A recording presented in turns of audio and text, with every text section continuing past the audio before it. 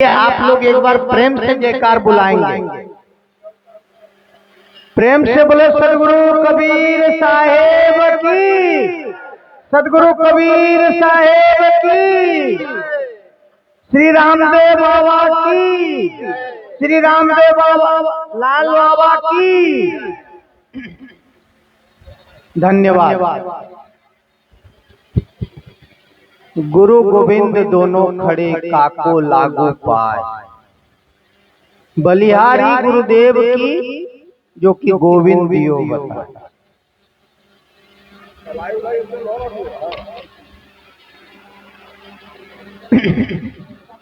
गुरुमूर्ति गति चंद्रमा सेवक नैन चकोर, अष्टपहर निरखत रहो गुरु मूर्ति की ओर। साँच बराबर तप नहीं, झूठ बराबर पाप, जाके हृदय साँच है ताके हृदय आप।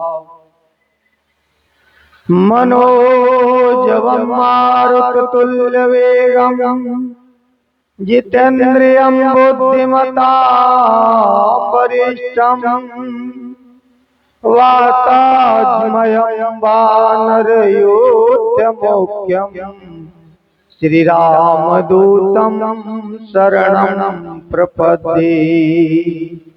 प्रेम से बोलो सदगुरु देव की। परम आदरणीय संत सम्राट सदगुरु कबीर साहिब अभी मंच पर उपस्थित सभी संत महापुरुषों को मेरी तरफ से सादर साहिबंदगी। इस मंच में पधारे हुए भक्त समाज, माताओं, बहनों एवं बालकों, बड़े आनंद की बात है कि आज लाल बाबा के यहाँ पर हम लोग सत्संग के माध्यम से एकत्र हुए हैं। अभी हमारे दलसिंह सराय से आए हुए परम पूज्य महंत साहब जो है आप लोगों को कितनी सुंदर बात समझाए। कहा कि एक भी शब्द यदि आप अपने जीवन में लेकर के चलेंगे तो आपका जीवन धन्य हो जाएगा। सदगुरु कबीर साहब कहते हैं कि एक शब्द गुरुदेव का, ताका अनंत विचार, और थाके मुनिजन पंडिता वेद न पावे पार। का एक भी शब्द आप अपने जीवन में रख लेंगे तो आपका जीवन धन्य हो जाएगा। लेकिन हम रखते नहीं हैं। क्यों? क्योंकि जो सुनते हैं यहाँ पर ही निकाल करके हम चले जाते हैं। आप देखिएगा सत्संग में से लोग उठते हैं तो कपड़े को ऐसे खंखेरते हैं, कपड़ा को झाड़ते हैं। क्यों? कि जो है सब यहाँ ही रह जाए, ले करके नहीं जाएंगे। और यदि हम ले करके जाएंगे तो हमारा जीवन धन्य हो जाएगा। हमारे संत महापुरुष बहुत अच्छी अच्छी बात आप लोगों को बताने की कोशिश करते हैं, बताते हैं, लेकिन उसे हम जीवन में न उतार करके हमारी जिंदगी को वो करते हैं। सदगुरु कबीर ने कहा कि गुरु गोविंद दोनों खड़े किसको लागू पाए, और बलिहारी गुरुदेव की जो कि गोविंद दियो। का उस गुरुदेव की बलिहारी है, उस लाल बाबा की बलिहारी है कि आज हम लोग इतने लोग एकत्र हुए। उनकी कृपा है, उनके कृपा के बगैर कुछ हो सकता है? सदगुरु कहते हैं कि जब उनकी कृपा आपके ऊपर हो जाएगी, उनकी कृपा आपके पास रहेगा तो आपका जीवन हमेशा धन्य ही रहेगा। क्यों? सदगुरु कबीर कहते हैं कि जननी जने तो तीन जने, जननी जने तो तीन जने, क्या दाता क्या सूर, नहीं तो रहवे बांझड़ी मती गमाओ।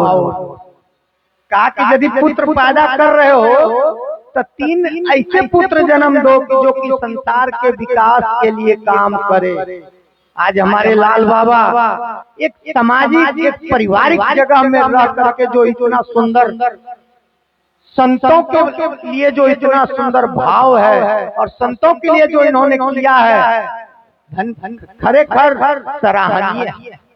आज हम उसकी सराहना करते हैं कि संत, क्योंकि देखिए जनक जी भी तो देह धारण करके विदेही कहलाए, परिवार में रह करके भी उन्होंने जो है इतना सुंदर जो काम किया, आज तक जनक जैसा कोई वो नहीं। तो हमारे लाल बाबा भी जो है जनक जी।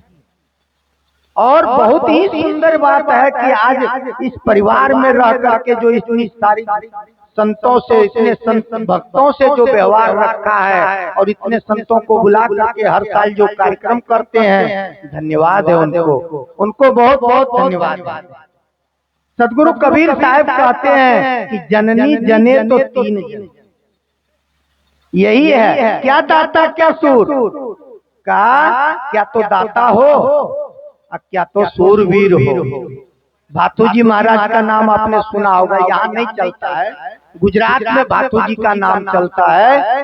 वो गर्दन कटने के बाद भी वो लड़ाई की है और कितने लोगों को मार करके वो कर दिया। तो कहने का मतलब कहा कि जननी जने तो तीन जने, क्या दाता क्या सूर और नहीं तो रवे बांझड़ी मती गमाओ नूर। कहा कि बाकी तुमको नूर गमाने की जरूरी नहीं है, यदि तुम पैदा करो तो एक संत को पैदा करो। आज तो लोग संत के नाम पर लोग होते हैं। आज यदि किसी के पास 10 बच्चे हैं, हम कहें कि माता जी एक बच्चा हमको दे दो, मैं ले जाऊंगा पढ़ाऊंगा, लेकिन कोई देने के लिए तैयार होगा? कोई देना चाहेगा?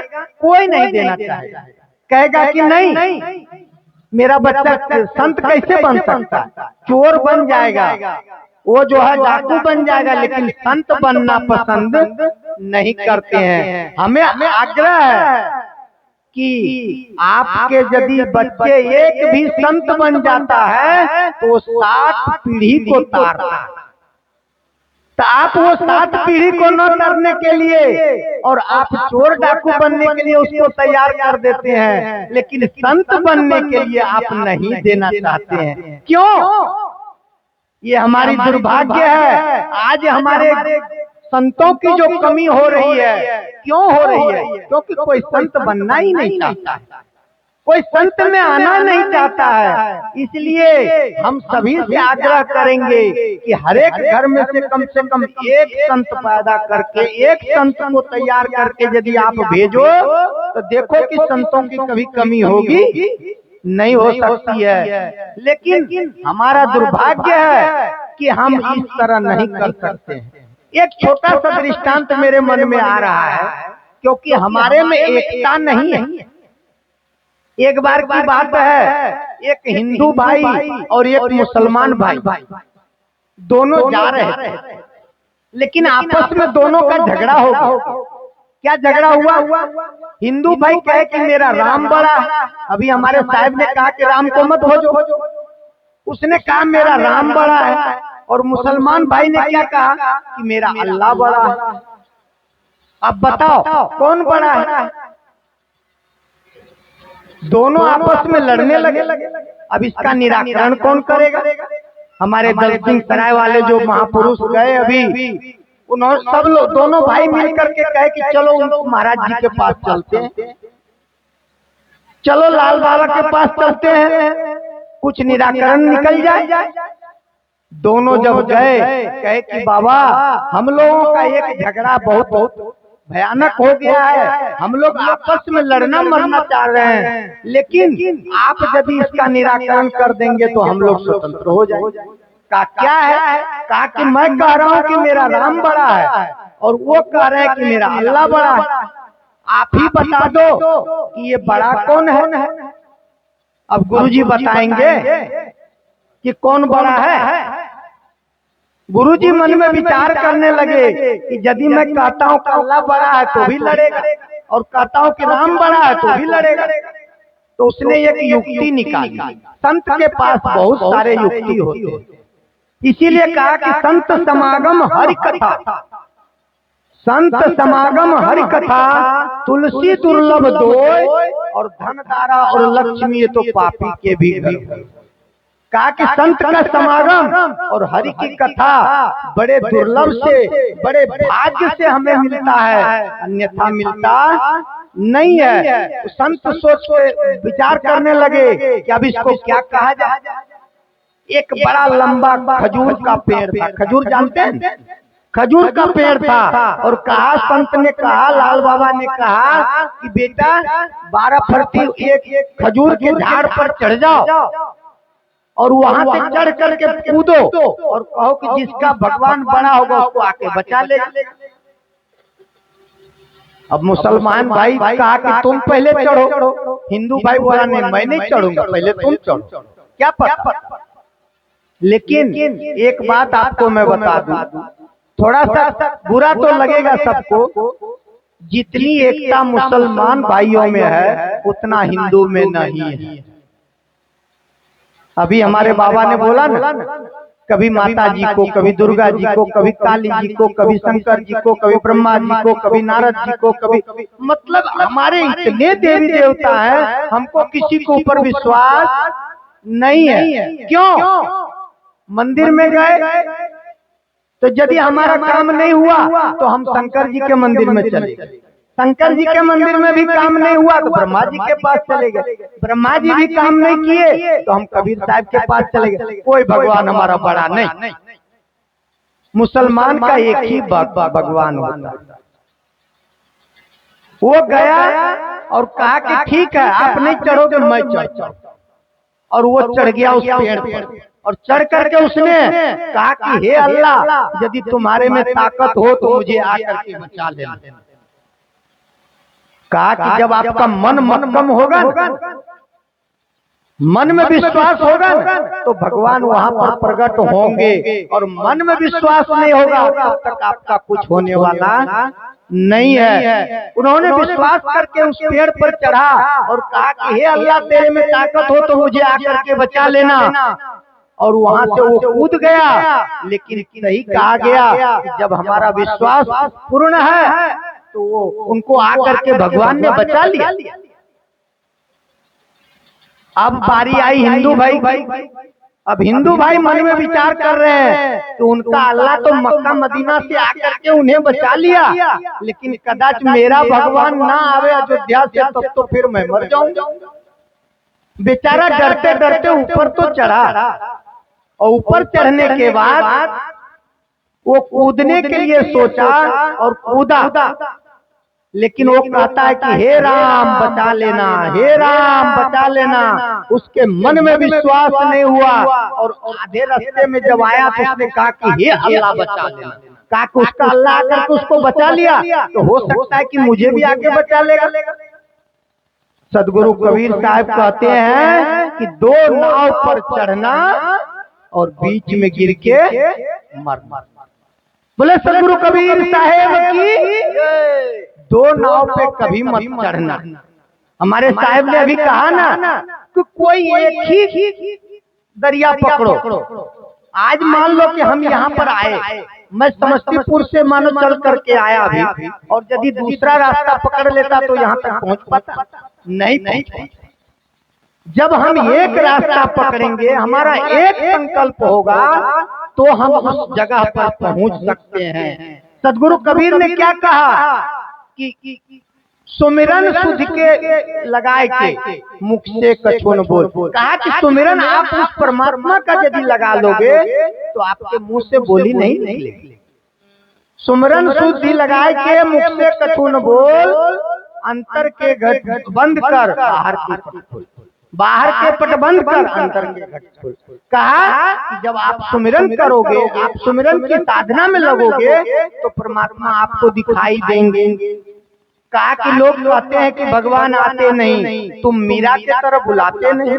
लोग कहते हैं कि भगवान आते नहीं, तुम सेबरी के तरह बुलाते नहीं। सेबरी जात की भिलड़ थी।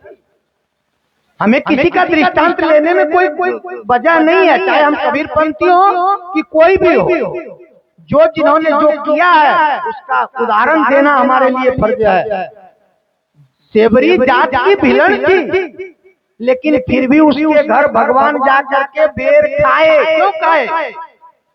क्योंकि उनका भाव था, उनका पवित्र मन था। सदगुरु कबीर ने कहा कि यह मन तो निर्मल भया जैसे गंगा नीर, और पीछे पीछे हरि फिरे। कहा कबीर कहा कि जब आपका मन निर्मल हो जाएगा, आपका मन पवित्र हो जाएगा, तो परमात्मा आपके पीछे पीछे घूमेंगे। परमात्मा के पीछे आपको जाने की जरूरी नहीं है। सदगुरु कबीर ने कहा कि सब घट मेरो साइया सुनी सेज न कोय, बलिहारी हुआ घट की जो घट प्रगट होय। किसने प्रकट किया? नानक ने किया, कबीर ने किया, दास ने किया, दरिया ने किया, पलटू ने किया, भीखा ने किया, नाभा ने किया। इन्होंने प्रकट किया, तब आज उसका नाम हम ले रहे हैं। और हम प्रकट ही नहीं करेंगे तो कहां से दिखेगा, कहां से मिलेगा? हिंदू भाई जो है उस पेड़ पर चढ़ करके जब कूदा, उसने पहले राम को बुलाया और बाद में कहा कि हे अल्लाह मुझे बचा लेना।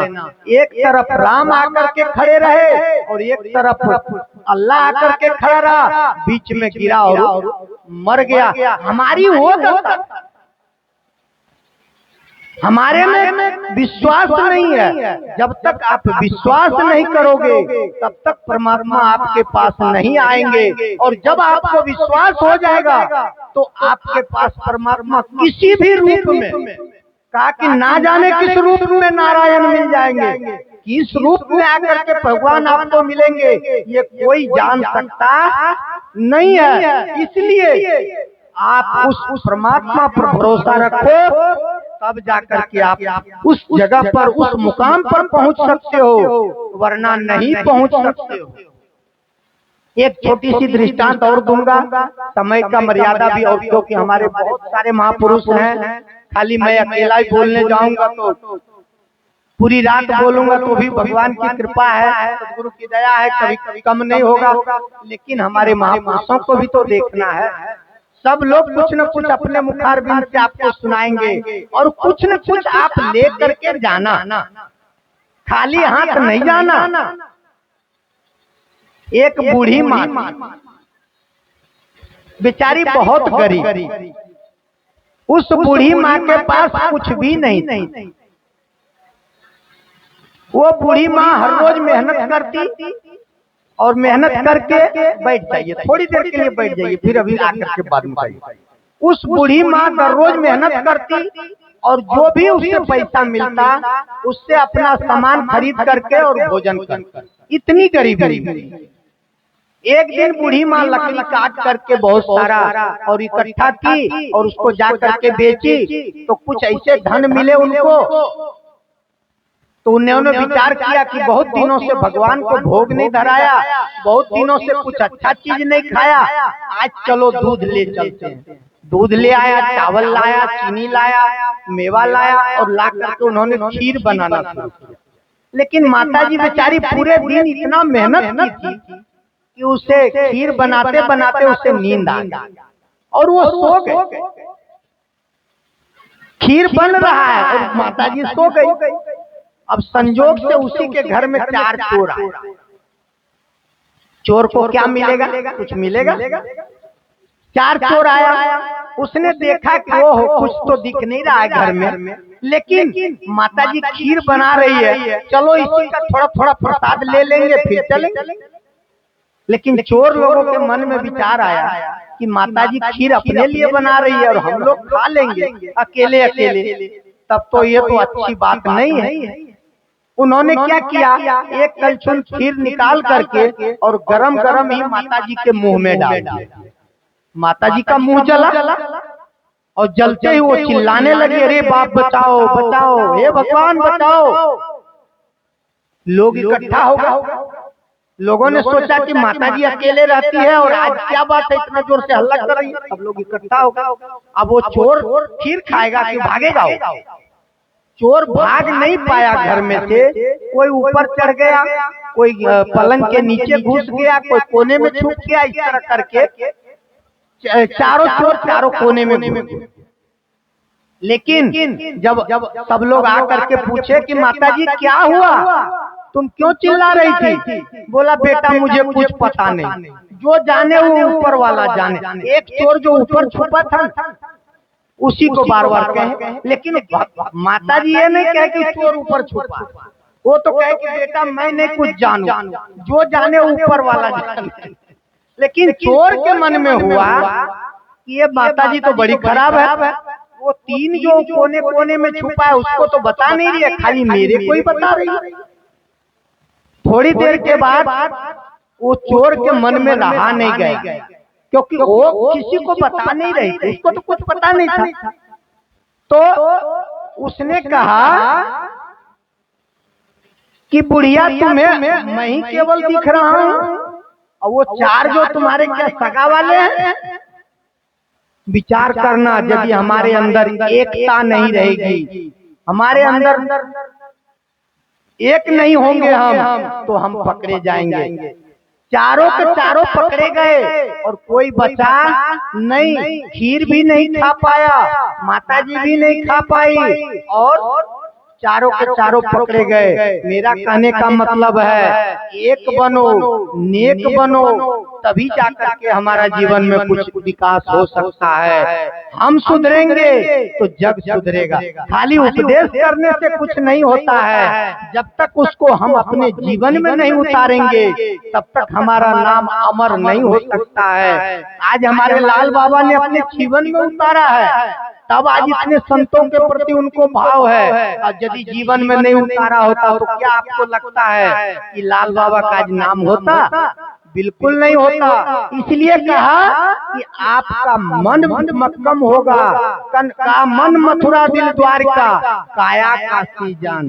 कहा कि मन मक्कम यदि आपका है तो आपके अंदर ही काशी है, आपके अंदर ही मथुरा है, आपके अंदर ही गया है, आपके अंदर ही हरिद्वार है, आपको कहीं जाने की जरूरी नहीं है। कहा कि जिंदा माँ को झंगिम झंगा, अब मरे माए तो भेजे गंगा। क्या उनको स्वर्ग मिलेगा? क्या उन्हें मोक्ष मिलेगा?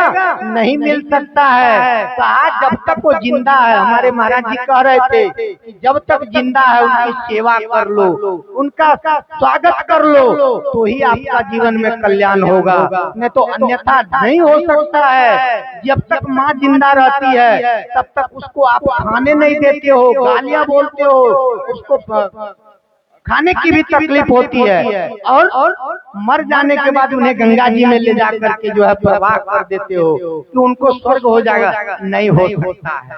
तो मैं बहुत ना कह करके, क्योंकि अपनी वाणी को विराम दूंगा, और करीब 10 मिनट का ही समय था, मैं ज्यादा बोल गया, उसके लिए क्षमा चाहता हूँ। और इतना कह करके मैं अपनी वाणी को विराम दूंगा। एक बार प्रेम से बोले सदगुरु कबीर साहिब की।